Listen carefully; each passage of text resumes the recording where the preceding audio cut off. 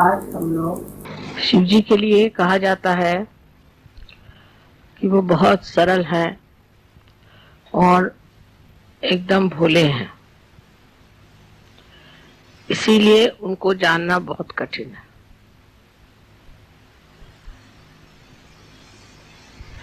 कुंडलिनी का कार्य जो है वो देवी का कार्य है। देवी ही इस चराचर सृष्टि को बनाती है और अंत में आपके अंदर कुंडलिनी बनकर शिव तक पहुंचा देती है। शिव का पूजन होते वक्त याद रखना चाहिए कि शिव के गुण धर्म हमारे अंदर विकसित हुए या नहीं। इसलिए सबसे पहले कुंडलिनी के ही गति को समझ लेना चाहिए। जब कुंडलिनी का जागरण होता है तो सर्वप्रथम वो आपके शरीर को स्वस्थ करती है, क्योंकि शरीर का भी स्वस्थ होना जरूरी है और इसलिए आपका चित्त पहले अपने शरीर पे जाता है। शुरुआत में सब यही बताते हैं कि मुझे ये तकलीफ, मेरी ये शारीरिक तकलीफ है, मुझे यहाँ दुखता है, मुझे ये बीमारी है। या कुछ लोग शरीर से हृष्ट पुष्ट होते हैं तो वो बताते हैं कि मुझे सांसारिक क्या तकलीफ है। क्योंकि जब हम लोग जागृत अवस्था में होते हैं तो हमारा चित्त इन सब चीजों की तरफ आकर्षित रहता है और इससे हम लोग काफी तकलीफ में रहते हैं। जैसे जैसे आप सहयोग में आएंगे आप यही पाएंगे कि लोग पहले अपने शरीर की या अपने सांसारिक चीजों की या मानसिक स्थिति की ही चर्चा करते हैं। इसलिए पहले ये व्यवस्था की गई थी कि शरीर को पूरी तरह से त्याग दिया जाए, यानी उसके तरफ ध्यान न देना चाहिए और उसको कष्ट देना चाहिए। अगर आप पलंग पे सोते हैं तो आप नीचे उतर के फिर तख्त पे सोइए, फिर तख्त से आप फिर चटाई पे सोइए, फिर आप जमीन पे सोइए, फिर आप पत्थर पे सोइए, फिर आप दलदल में सोइए।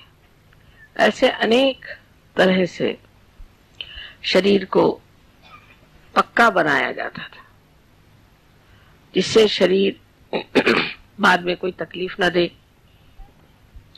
शरीर का आराम किसी भी तरह से मान्य नहीं किया जाता था। जैसे अगर एक रात जागरण हो गया तो तकलीफ हुई तो फिर 7 रात जागरण करो, फिर तकलीफ हुई तो 24 रात जागरण करो। उसी प्रकार खाने पीने का भी, अगर मनुष्य को खाने की बहुत लालसा है तो आप 1 दिन उपवास करो, फिर आप 7 दिन उपवास करो, फिर आप 40 दिन उपवास करो।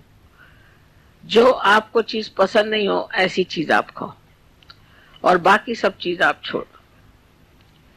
यहां तक कि आप अन्न मत खाओ, सिर्फ फल मूल खाओ। फिर अगर आपको कपड़ों का बहुत शौक है तो आप सादे कपड़े पहनो, फिर आप हल्के कपड़े पहनो, फिर आप हिमालय पे जाओ और वहां पूरे कपड़े उतार के ठंड में आप ठिठराओ। इसी प्रकार किसी को नखरा हो कि मुझे अच्छा घर चाहिए, मैं अच्छे घर के बगैर नहीं रह सकता, मेरे जैसे आजकल लोगों को बाथरूम अच्छा चाहिए, कपड़े, आजकल तो सब चीजें बहुत ज्यादा आ गई हैं तो उतनी हम लोगों की इच्छाएं और प्रवृत्तियां बढ़ गई, उधर हमारा चित्त ज्यादा जाता। तो कहा जाता था कि अच्छा ठीक है आप बड़े महल में रहते हैं तो अब आप आकर के पहले झोपड़ी में रहो। फिर झोपड़ी में भी बाड़ा लगाते थे, उसमें भी वो अपने को असुरक्षित समझते थे।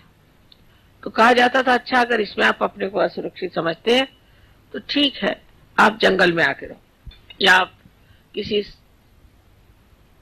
तीर्थ स्थान में जाओ, जैसे कि कोई निकला तो कांची का आदमी तीर्थ स्थान में जाएगा तो काशी जाएगा, और काशी का जाएगा तीर्थ स्थान में तो कांची जाएगा। रास्ते में उसको शेर खा जाएंगे, शेर ने छोड़ा तो सांप काट लेगा, सांप ने छोड़ा तो मगर खा जाएगा, और जब तक वो वहां पहुंचते हैं 1000 में से एक आध आदमी वहां पहुंचेगा। इस तरह से लोगों को छाटते छाटते और फिर उनको फिर आत्म साक्षात्कार की बातचीत की जाती थी। सहयोग में उल्टा हिसाब किताब किया हुआ। सहयोग में न तो आपको घर छोड़ना है, न द्वार छोड़ना है, नहीं अपने खाना पीना छोड़ना है, नहीं वस्त्र का कोई प्रॉब्लम है, कुछ नहीं, सब आप जैसे हैं ऐसे ही रहे। और इसमें आपकी कुंडलिनी का जागृत हो जाएगी। कुंडलिनी इसी स्थिति में जागृत हो जाएगी। पहले तो एक हिरण का चर्म बिछा के उस पे बैठ के साधना करके फिर आपकी तपश्चर्या होगी। उसके बाद आप बहुत दिन तक भूखे मरिएगा, एकदम आपकी हड्डियां निकल आएंगी। तब भी फिर परीक्षा होगी, आपको उल्टा टांगा जाएगा, कुएं में डाला जाएगा, 2-3 बार देखा जाएगा किस हालत में आप हैं। उसके बाद अगर आप जिंदा रह गए तब फिर कहीं जाकर के चर्चा होगी। अब सहयोग में उल्टा कारभार। पहले तो हमने ऊपर का शिखर बना दिया, खोल दिया शिखर, सहस्त्रार खोल दिया, और सहस्त्रार खोल के अब कहा कि आप ही लोग अपने को ठीक करें। लेकिन तो भी हम लोग समझ नहीं पाते कि सहयोग बहुत ही कठिन चीज है। जितनी सरल है उतनी ही कठिन है। शंकर जी जैसे, क्योंकि हमारे अंदर अनेक नाड़ियां हैं, और उन नाड़ियों को खोलने का एक ही तरीका है कि हमारा चित्त जो है वो इधर उधर न उलझे।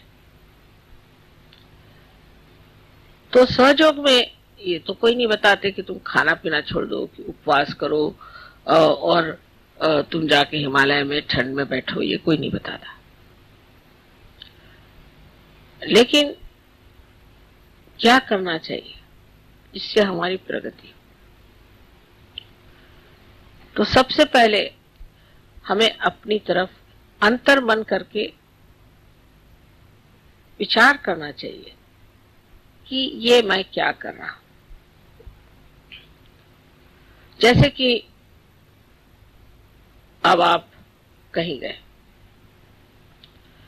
और आपने देखा कि आपको सोने की जगह नहीं मिली, तो फौरन आप शिकायत करना शुरू कर देंगे कि माँ देखिए हमें सोने की जगह नहीं मिली।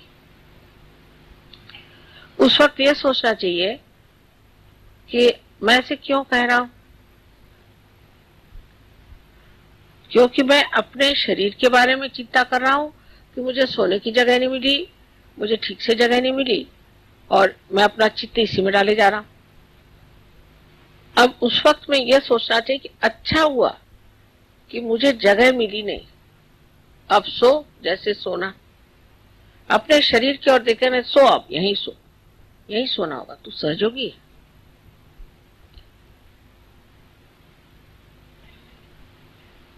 तुझे सोने के लिए अच्छी जगह क्यों चाहिए? दुनिया में कितने लोग हैं रास्ते पर सो जाते। तू कौन बड़ा भारी हो गया कि तुझे सोने के लिए अच्छी जगह चाहिए?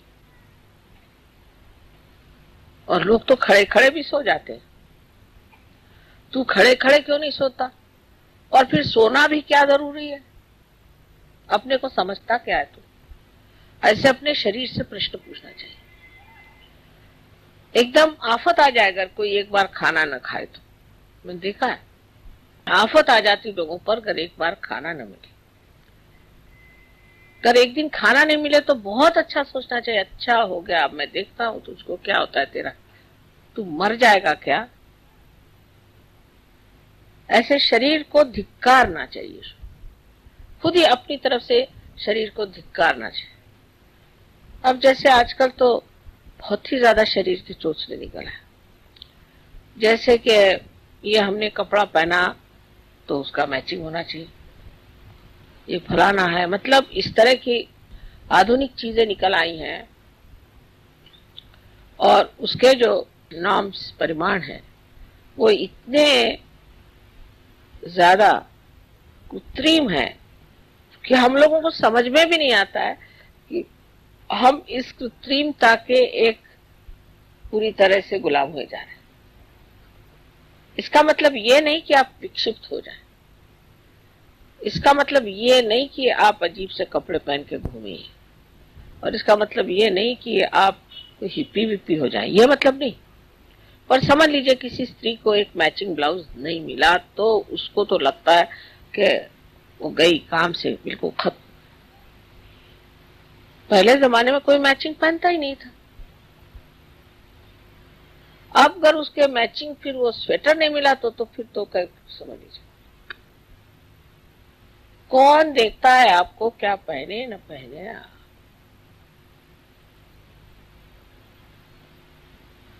और ऐसे कौन आप देखने से कौन आप कोई ऐसी विभूति है कि आपको देखने से किसी का आज्ञा चक्र खुल जाएगा, कि किसी का कोई यंत्र खुल जाएगा, कि कोई ऐसी बात हो जाएगी, कुछ भी नहीं। उल्टे आपको देखने से तो कोई पकड़ जाएगा आदमी। कभी कभी तो मैं आंख झुका के चलती हूँ, लोग कहते हैं कि माँ तुम आंख क्यों झुकाते हो, कहा भैया ठीक है चल ले। लेकिन हिम्मत भी करनी पड़ती कि भाई ये आंख है, इसको तो काम करना ही है और इसके काम बहुत है।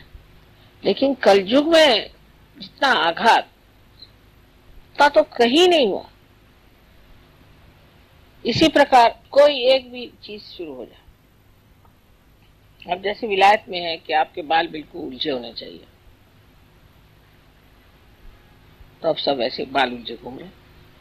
अब भाई तुम सहयोगी हो, तुम विशेष लोग हो, तुम ऐसे क्यों कर रहे हो?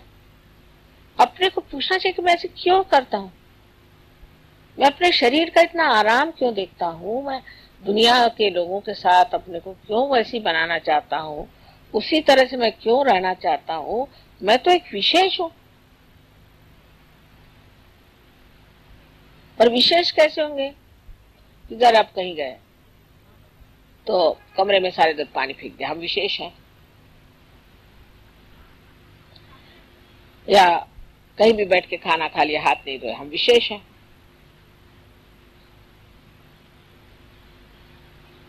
विशेष का मतलब ये कि आप में जो ये चित्त की चल विचल है उसे रोकना है।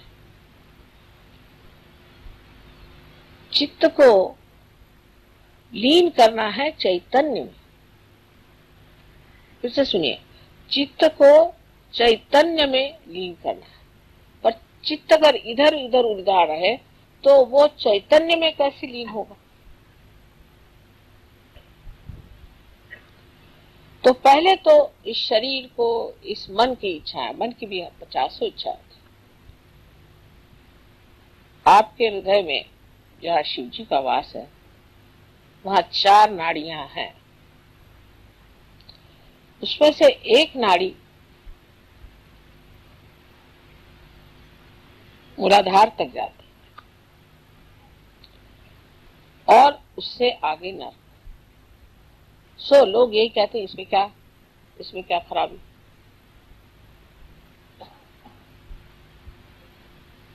लेकिन आप सहयोगी हैं, अब आप नर्क काहे को जा रहे हो बाबा? आपका रास्ता बन गया, आप नर्क की ओर क्यों जा रहे हैं? तो अपने और चित्त में ध्यान देना चाहिए कि मुझे ये वासना क्यों है मेरे अंदर, क्यों है, किसलिए जो मुझे नर्क की ओर ले जा रहे। मैं तो एक कदम ऊपर रखे हुए हूँ और एक कदम कब्र में रखा हूं, तो या तो कब्र में बैठ जाओ या ऊपर ही रह लो। ऐसी जो लटकी हुई स्थिति है, हाँ, तो अब चित्त जो है उससे कहना है कि तू कहाँ भाग रहा है, नर्क के तरफ जाना चाहता है क्या?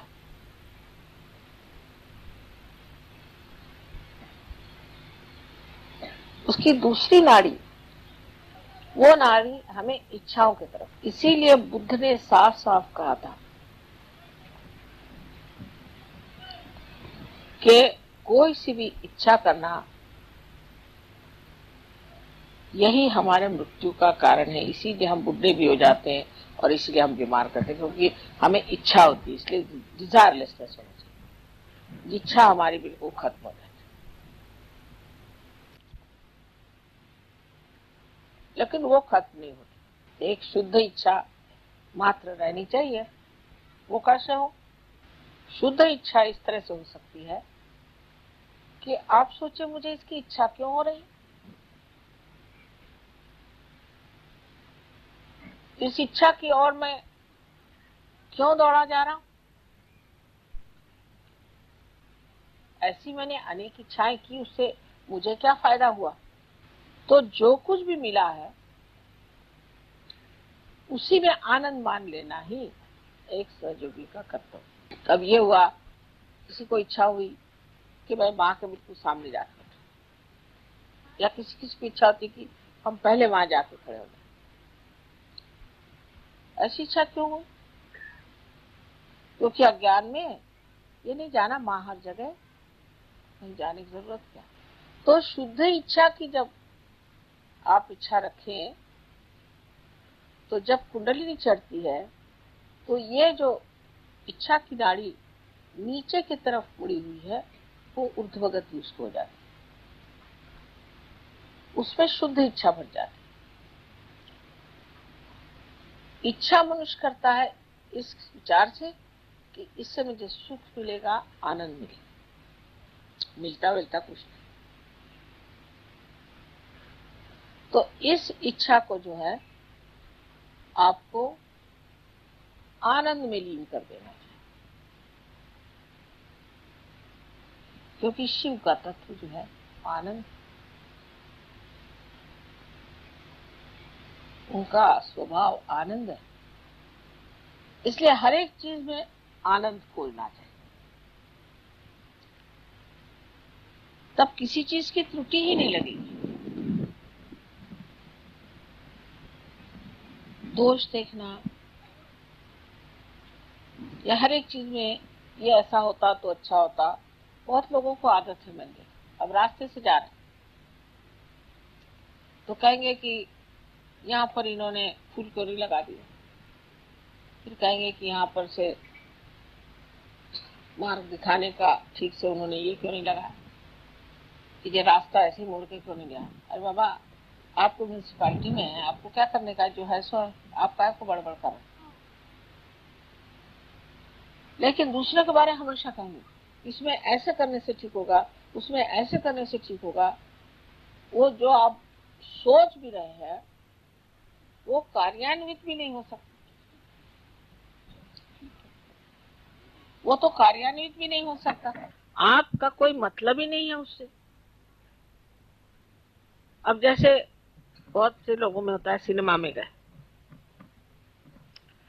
तो उसमें कोई सीन दिखा रहे कि एक आदमी जा रहा है और अब वो किसी पहाड़ी से गिरने वाला है, तो लोग कहेंगे अरे अरे कहाँ जा रहे तुम, गिर जाओगे। अब वो तो सिनेमा में जा रहा है, वो कोई तुम्हारी बात सुन रहा है क्या?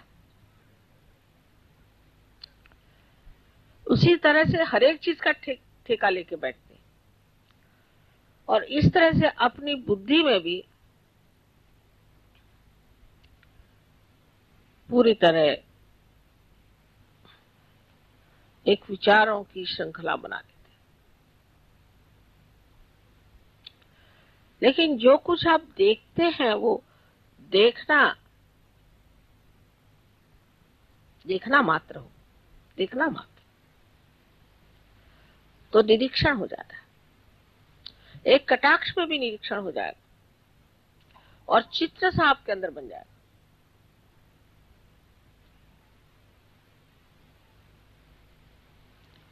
लेकिन वो देखना नहीं होता, उसे निरंजन देखना कहते हैं, उसमें कोई रंजना नहीं होनी चाहिए ना, उसके प्रति कोई रिएक्शन ही नहीं होना चाहिए। बस देखो इस रिएक्शन का क्या फायदा। वही जैसे मैंने बताया कि सिनेमा में आप कोई आदमी कुछ कर रहा है तो करा रहे अरे तुम ऐसे मत करो, उसको सुन रहा है क्या तुम्हारा? तो निरंजन देखना ये भी शिव का ही तत्व है।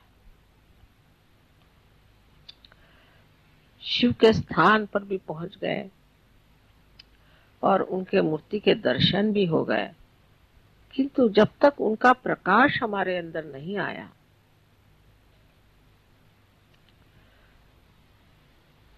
तो सब व्यर्थ ही है। अब तीसरी नाड़ी है, उसमें प्रेम उभरता है। प्रेम मारे मेरा बेटा, मेरी बहन, मेरा भाई, मेरा बाप, मेरा पति, ये सब दुनिया भर की रिश्तेदार। इसमें भी बहुत लोग उलझे रहते हैं। सहयोग में आने के बाद भी मैं सालों तक देखती हूँ कि वो छूटता ही नहीं उनका। वही वही बातें, वही वही बातें। जब देखे तो मैं तो भागती हूँ, अरे बाप रे आए फिर से। मेरे भाई का ऐसा हुआ तो मेरे बहन का ऐसा हुआ तो मेरे फलाना ऐसा तो ठिकाना ऐसा, मेरे लड़के ने ऐसे किया तो लड़की ने ऐसे किया। अब ये कहना कि ये रिश्तेदारी वृथा है तो ये तो बात ठीक नहीं। तो ऐसा मत कि अपने बच्चों के लिए आप किसी को मर्डर भी कर दें, किसी को खत्म भी कर दें, कुछ भी कर सकते हैं इस ममत्व के लिए।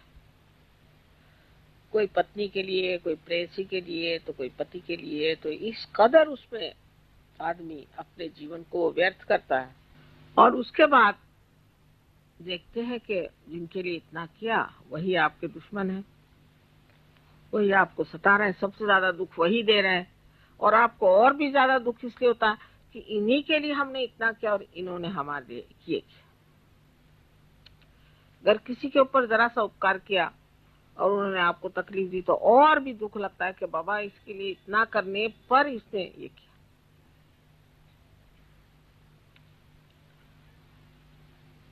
तो पहले जमाने में तो कहते थे कि सबको त्याग दो, घर त्यागो, बच्चों को त्यागो, टीवी को त्यागो, सब छोड़ छाड़ करके जंगल में जाके एकांतवास करो।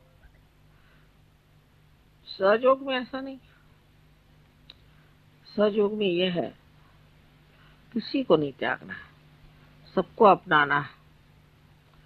क्योंकि सहयोग एक व्यक्तिगत कार्य नहीं कि आप जाके एकांत में बैठ गए और तपस्या की और बड़े ऊंचे हो गए तो क्या फायदा हुआ, आप अवधूत बन गए तो क्या फायदा हुआ। हाँ ठीक है, एक ऐसा आदमी हो तो अच्छे भाषण दे सकता है,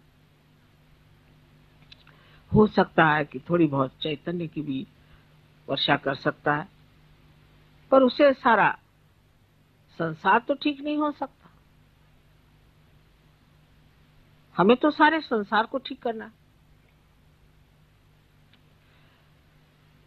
तब ये सोचना कि मैं क्यों अपनापन सिर्फ थोड़े ही सीमित लोगों में रखता हूं। और उसके भी वजह, एक साथ थे वो, कहने वो मुझे बहुत अच्छे लगते। मैंने कहा क्यों? कहने उनके बाल बहुत अच्छे। तो मैंने कहा कि आपको बाल अच्छे लगते कि वो अच्छे लगते? फिर कोई कहेंगे कि साहब वो उनका हमारे साथ बर्ताव बहुत अच्छा। कोई अगर मीठी मीठी बातें करते तो वो अच्छे लगते हैं, कोई अगर ऐसे कपड़े पहनते तो वो अच्छे लगते हैं। फिर ये हमारे दिल्ली के रहने वाले हैं, फिर दिल्ली के बाद होगा कि नहीं भाई दिल्ली में तो रहते हैं पर ये पुरानी दिल्ली वाले हैं तो और भी नजदीक। फिर ये सब्जी मंडी के, फिर सब्जी मंडी में जो हमारा बैल हमने जिससे खरीदा था उससे इन्होंने बैल खरीदा तो और भी नजदीक होगा। और पता नहीं और कहाँ तक चलता है, इनका नाई और हमारा नाई एक।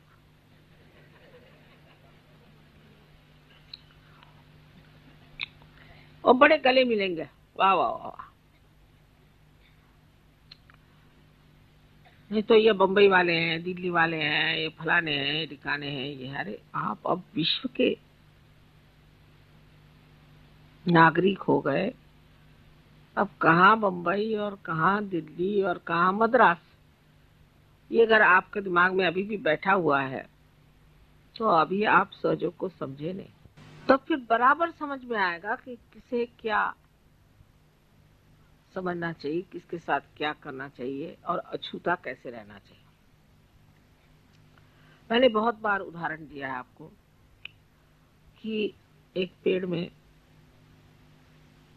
पानी छोड़िए तो उसका जो सत्व उठता है वो पेड़ के हर शाखा में, हर पत्ते में, हर फूल में, फल में जाता है और लौट आता है।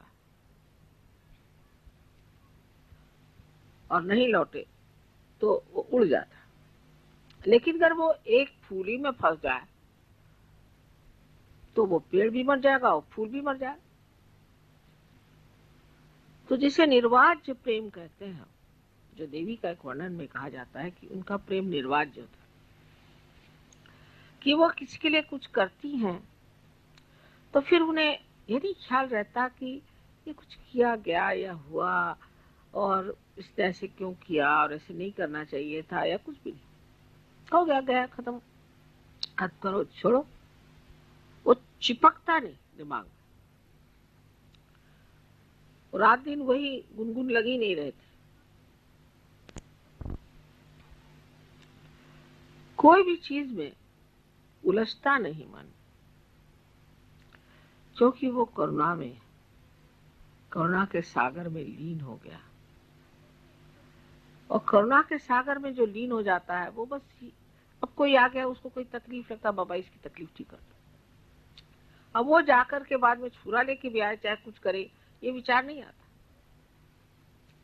तकलीफ है ना, अब ठीक कर दीजिए, इनको परेशानी ठीक कर दीजिए। हालांकि मैं जानती हूँ कि कोई कोई परेशानियों में कोई अर्थ नहीं है, लेकिन तो भी बहुत गंभीरता से उसको सुनती हूँ कि भाई क्या परेशानी बताओ, हाँ फिर ऐसा है तो फलाना है। छोटी छोटी चीजें भी कोई बताए।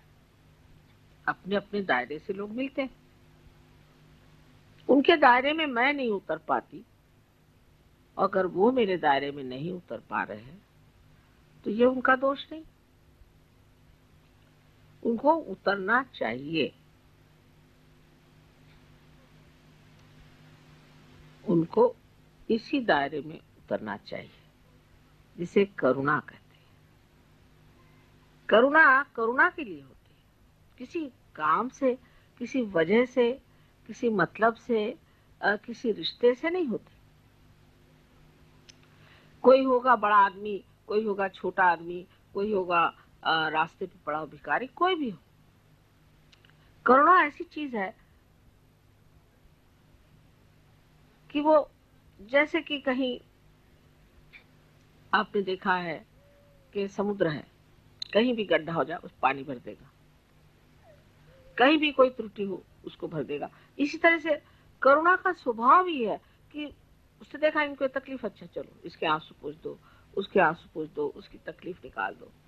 उस वो इसलिए नहीं कि कुछ उससे मांगना है, लेना है, ये मतलब नहीं, वो सिर्फ इसीलिए कि वो स्वभाव ही है।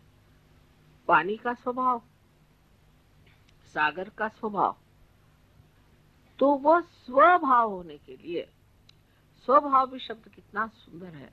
स्व माने आत्मा और आत्मा का भाव, जब वो आत्मा का भाव आपके अंदर आ जाए, सिर्फ करुणा, फिर ये सब चीज टूट जाएगी कि दिल्ली रहने वाले, बंबई रहने वाले, फलाना ठिकाना कुछ याद नहीं रहेगा,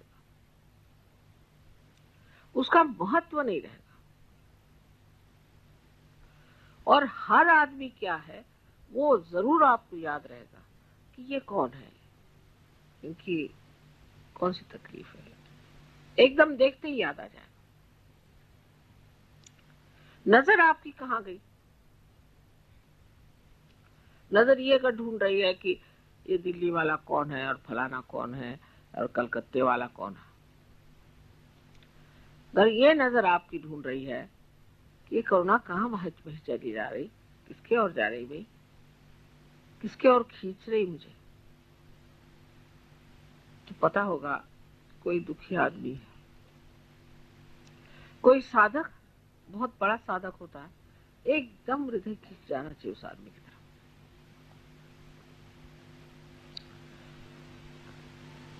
और ये करुणा ही सब आपको सुमति भी देती है और स्मृति भी देती है, मेमोरी देती है। क्योंकि जितनी निकटता करुणा से आती है उतनी किसी भी रिश्ते से नहीं आती। ऐसी विशेष चीज है करुणा। और इस करुणा में अपने को लीन कर लेना, इस ममत्व को लीन कर लेना ही सहयोग में उन्नति का मार्ग है। क्योंकि मैंने कभी नहीं कहा कि आप अपने बाल बच्चे छोड़ दो, घर छोड़ दो और घर से निकल के अपना जितना पैसा कौड़ी मुझे ला के दे दो। घर बेच दो, बीवी को भी बेच दो, बच्चों को बेच दो, सब पैसा मुझे दे दो। ऐसे ही कहते हैं ना साधु संत जो आजकल निकले। लेकिन इनके उल्टे सहयोग है। आप जैसे भी हो, जहां भी हो, अंदर ही अंदर बढ़ते जाओ। वो अंदर देखे बगैर तो नहीं होगा। फिर ये सोचना है कि क्या मैं करुणामय हूं? किसी को अगर कुछ है, अब उससे कहा कि नहीं भाई इस बार नहीं हो सकता, बहुत बुरा मान जाते। माने सारा ममत्व अपने ही बारे में, मुझे क्या मिलना है, मैं क्या पाऊंगा, मुझे क्या लाभ होगा। लेकिन ममत्व बाहर नहीं। कौन किस दशा में कैसा भी हो, करुणा अपना रास्ता खुद ही ढूंढ लेती बड़ी सुंदरता से। वो बड़ा आनंददायी है करुणा का पाना, उसमें बहना और करुणा में अनेक तरह के कार्य होना आनंददायी तो है। लेकिन उस आनंद में लोभ नहीं होता कि ये आनंद मैं बार बार पाऊं। उसकी प्रचिति नहीं, कॉन्शियसनेस नहीं होती।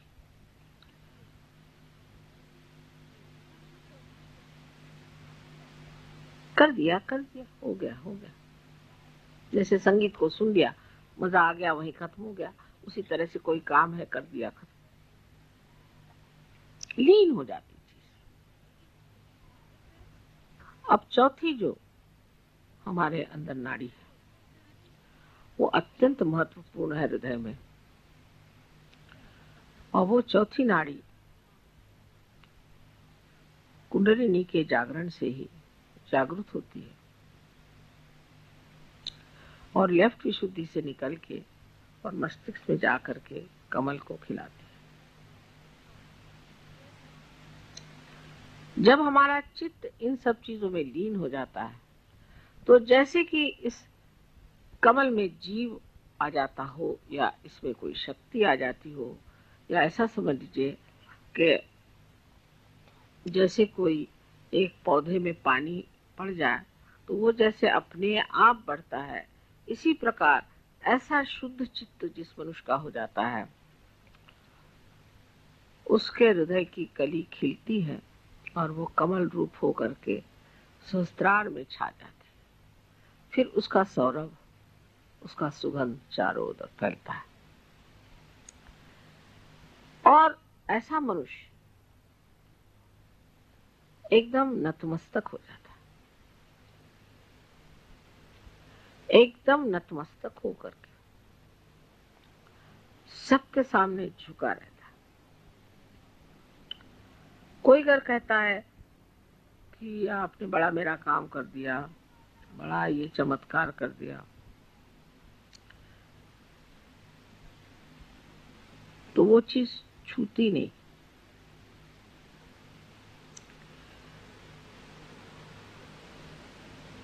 जैसे कि आनंद की लहरें बाहर की ओर तट पे जाकर के नाद करती हैं, किंतु वापस नहीं लौटती।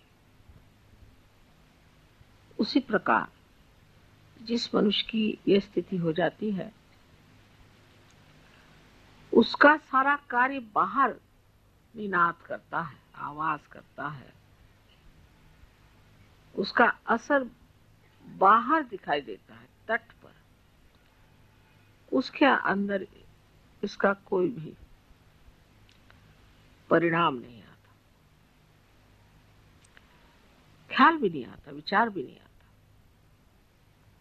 अब आप लोग कभी कभी, अभी आपने आगत स्वागत गाना शुरू किया तो मैंने सोचा किसी और का कर रहे हैं क्या, मैं इधर उधर देख रही थी किसके लिए गा रहे हैं, किसका स्वागत कर रहे हैं। मुझे डर लगता है कभी मैं भी आपके साथ न गाने लग जाऊं। कभी आप लोग मेरा जय जयकार करते हैं तब तो मुझे बहुत ज्यादा डर लगता है कि मैं भी नहीं कहीं जय माता जी शुरू कर दूं। वाकई ऐसे छूता नहीं। जो भी आप कहते हैं, जो भी आपके निनाद है,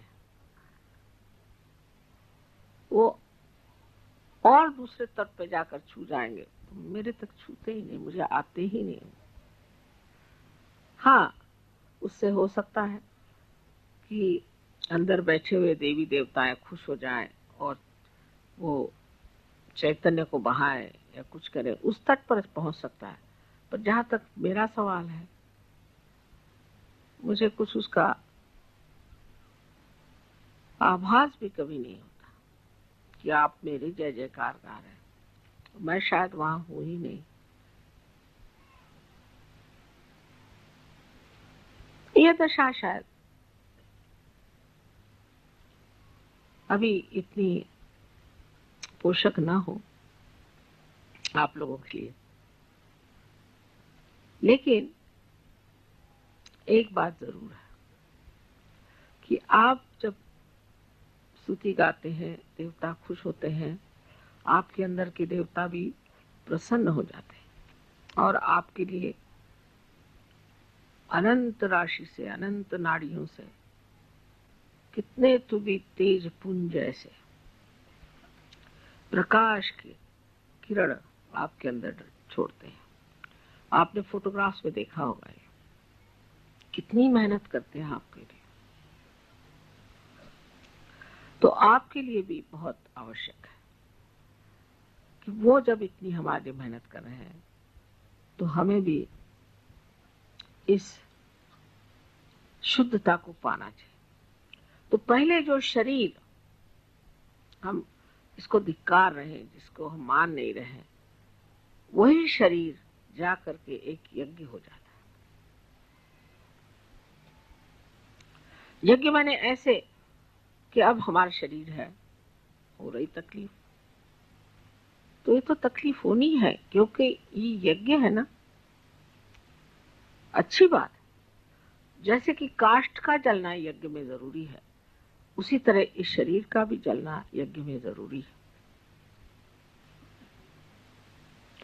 लेकिन सहयोग में सबसे बड़ी बात यह है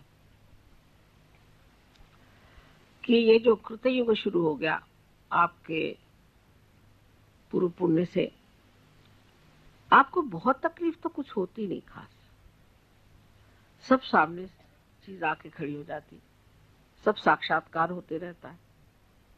आप कहते हैं चमत्कार हो रहा है, सब चीज आपको सुलभ में मिल जाती, बहुत से काम आपके सरल सहज हो जाते। शोभना सुलभ गति कहा जाता है कि आपके शोभायमान इस तरह के जीवन में अत्यंत सुलभता से आप इसे प्राप्त कर सकते हैं। कोई भी अशुभ काम करने की, अशोभनीय काम करने की जरूरत है। तो ये एक तरह की बड़ी सूक्ष्म माया भी है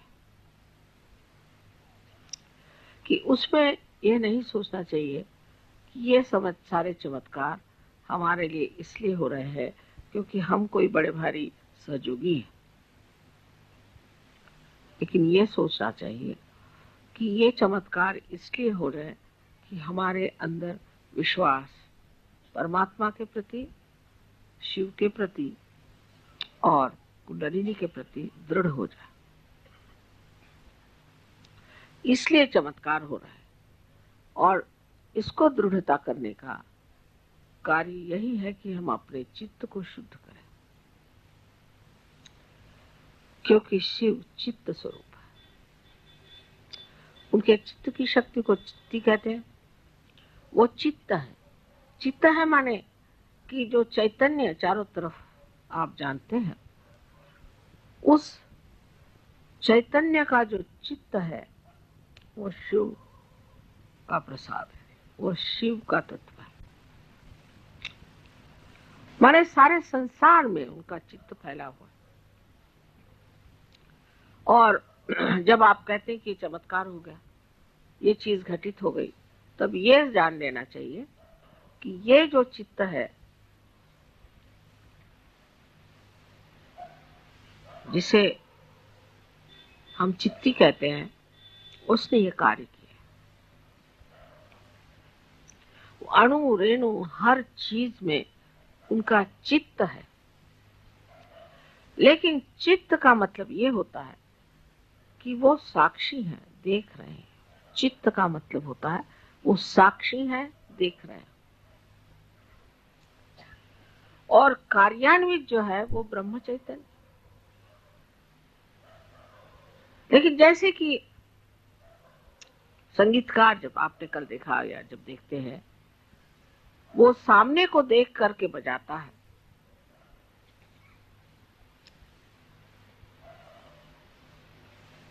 उसी प्रकार ब्रह्म चैतन्य उस चित्त की दृष्टि को देख करके ही कार्यान्वित होता है। उस दृष्टि को, उस चित्ती को ब्रह्म चैतन्य जानता है और वो इस कार्य को तब करता है जब उस चित्ती को देखकर उसे वो ठीक समझता है। जैसे अभी हम आते साथ एक साहब आए थे, एकदम से उन्होंने पानी माता जा रहे, मुझे देखते साथ एकदम हक पका गए। मुझे देखा, मैंने कुछ कहा नहीं, कुछ नहीं, सिर्फ मुझे देख करके एकदम सक पका गया। उसी प्रकार वो कुछ कहे या न कहे, क्योंकि ब्रह्म चैतन्य ये देवी की शक्ति है और वो कार्यान्वित है और वो उस देखने वाले को जानती है। और उस शक्ति की पूरी समय यही लीला है कि उस एक देखने वाले को खुश रखना है। इसलिए कभी कभी आप कहते भी हैं कि माँ ऐसे गड़बड़ क्यों हो गया। वहां इसलिए हो गया कि वो जो चित्ती थी उसका रुख बदल गया था।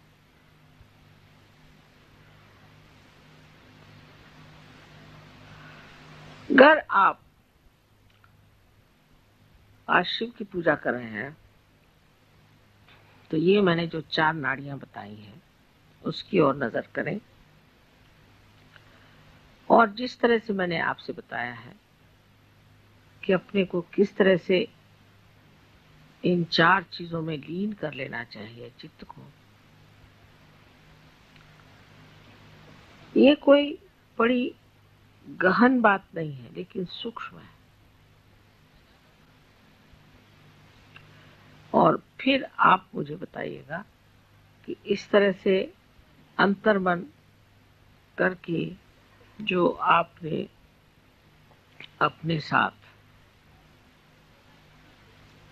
विचारणा की कही है, या तपस्या की है, या जो वार्तालाप किया है, और जो अपने चित्त को शुद्ध किया है, उससे आप एकदम पाइएगा कि आप शिव के सागर में पूरी तरह से डूब गए।